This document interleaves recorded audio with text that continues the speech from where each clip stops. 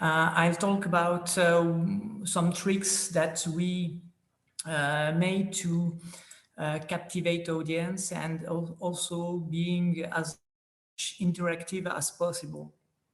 Talking about stars, we explained that there are different kind of colored stars. And what I love is to show this image, which is from a globular cluster. So we can say that all the stars are at the same distance. And that way we ask children, and I can ask you, what do you think about stars like the sun, which is a white star in color? And then, well, they have to find that the brightest are the red ones, the blue are also brightful, but white stars like the sun are dim, but very numerous. There are a lot of stars, white stars, but not as easily visible.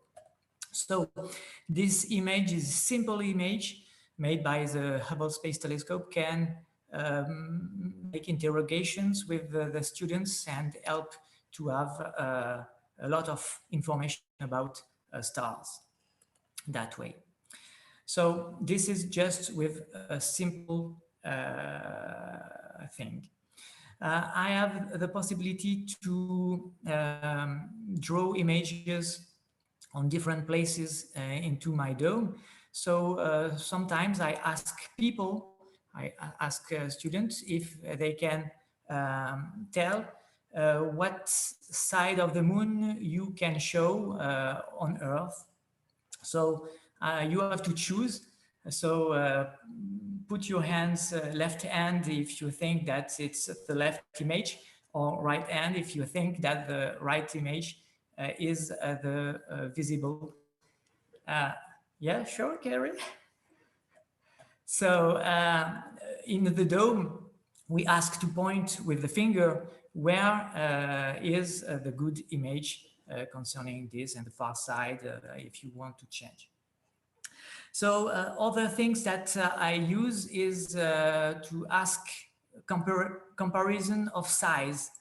And so this simple example, you have to tell which is larger, which is bigger, and what side they point.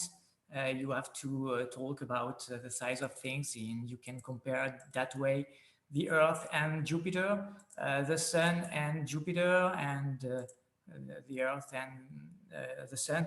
And so if everything went fine and they were listening to you, you have the verification, you have the way to know if they were listening carefully to what you said. So that's for that. And we have made a lot of interactive features controlled by the joypad. And that way, if you press the red button, you have some action made. And for example, here you've got the Earth and the Starship from Elon Musk, and you've got Mars. And so you ask, when going to Mars? And most of the time they said, well, when Mars and the Earth are at the closest. But that way, with the speed of the Earth, you see that, yeah, it doesn't work because we miss Mars going that way. So not the good action. So we replay. And if we go too early, it's not good as well, because that way, if we went too early, then you have the gravitational pull of the planet. That's fine to go to Jupiter, for example, but it's not good to go to Mars that way. And if you calculate, yeah, if the children are pressing the button at the good timing, you got this result, perfect, but yeah, not so good at all, because you are going there too quickly, so it doesn't work. So they have to find a way, a turnaround to get to Mars. And the best answer to give is to go, yeah, but a little bit too late. That way you'll go from the left, and then you'll be brought back by the planet, and then you're going around the planet, and then you can go to the surface that way. So it's a way to explain how it works to go to Mars in an interactive way, because the audience is saying when to launch the rocket. So we have made some animations as well. Yeah, so we are on the moon surface, and okay, and we can go to see the moon, and having at the surface the different landers. So that way we can go to different missions, and they can select what to see. And yeah, here the Falcon LEM, and then you got an animation about this, and so they can tell what was explained during these missions, like the feather and the hammer. So and images as well to talk about it, and the audience can choose where to go, where about what to talk on the moon missions. So I won't spend a lot of time with the design mission. Yeah, with design mission, because some explanation will be done from someone, but later on. But here it's about Mars and Saturn, and we've made something to use the design mission, the different videos made for the different situations. So we can choose between Mars and Saturn. So for example, we choose Mars, and then we can decide if it's solar or if it's nuclear,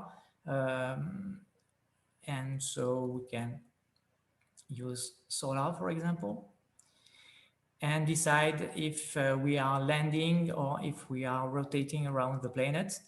And that way, yeah, we can choose to land, for example. And then you've got the video, but I don't talk about it anymore because something will be said. But it's a way to introduce this video.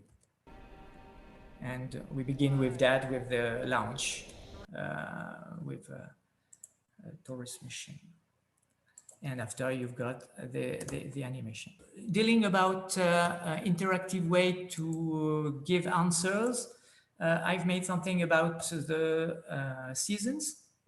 So I've explained how the season works with a geocentrical view, and explained the duration of day, and then explain explain the height of the sun from our position. And then I ask this question, what Earth correspond to what we could expect during summertime? And so they have to watch carefully, and I say, well, if you think that it's the summertime for the northern hemisphere, you point this, or you point one finger. For this, you point in this direction, or two fingers, or three fingers, or in this direction, or four fingers. And that's what I ask. Yeah, what is the good answer for summer in northern hemisphere? Which one? You can write it on the chat. Yeah, 3 is the good answer, of course. And I've got the position corresponding to France because, sorry for my English, I'm French. It's some options. Other possibilities is to ask questions through a quiz and having to point the right answer. Lequel de ces astres est un astéroïde So the situé question dans... is about an asteroid, which is an asteroid, and we have buzzers and they can press the color, but we have also the possibility, if you don't have buzzers or time to use them, to point the direction of the screen corresponding to the good answer. And I've managed to build a lot of things, a lot of games about it. For example, here you've got a rocket and Es en mi superficie donde hace más calor. I've made it in Spanish, so maybe you could help.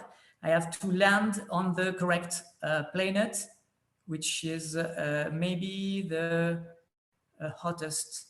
So I have to do it and to choose quickly. So yeah, it should be Venus. I missed, and I have to make a turn around and to go down properly. But well, it's a game, and it's for birthday parties that we use this kind of games. For that, I've made a memory game the same way, or here something else. So you just have to put the right order on the solar system. So you can, oh no. Yeah, that way it works. So many games to make things more interactive as possible. For the order of planets, or here a memory to have the different planets. Yeah, focus as well. And then you, yeah, for that there was a bug because I just tested it. And you have to select the 2 good ones. And if the 2 good ones are chosen, you can go to the planet and talk about it. And we've made, and that's the last thing I'll show you, is a way to visit the solar system. Yeah, I have just to quit before. Okay. And yeah, to visit the solar system, it's possible to select the planets they want to go. And for example, I will choose Vesta, the asteroid, planet or asteroid also. And we've got data about the asteroid. We've got images that we can add. And here I'm going close to Vesta, and there are some featured animations like this. Oh no, we've made a crack on the dome, and oh no, a child is going out. So we have to save it. We can make stories for that. And if we go to Saturn, we get animation. If we land on Venus, you've got temperature, high temperature, alarm, and so on. And so to make it the more interactive, and they feel like they were really on the planet. Thank you for listening.